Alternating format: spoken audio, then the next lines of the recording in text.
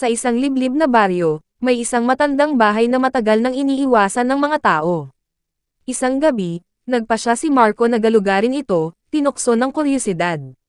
Pagpasok niya sa loob, naramdaman niyang malamig ang hangin, kahit na mainit ang gabi. Habang naglalakad siya sa madilim na pasilyo, narinig niya ang isang malumanay na boses mula sa itaas. Marco, nandyan ka ba? Napatigil siya. Puno ng takot, nilapitan niya ang hagdan at sumagot, sino ka? Ngunit ang boses ay hindi sumagot. Sa halip, marahang narinig niyang parang naglalakad ang isang nilalang pataas.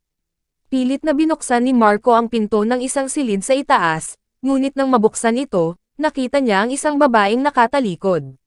Sa harap ng salamin, ang itsura ng mukha nito ay puno ng mga galos at sugat. Nilinggan siya ng babae at ngumiti nang hindi makatawid ang mga labi. Ang pangalan ko, ay Marco.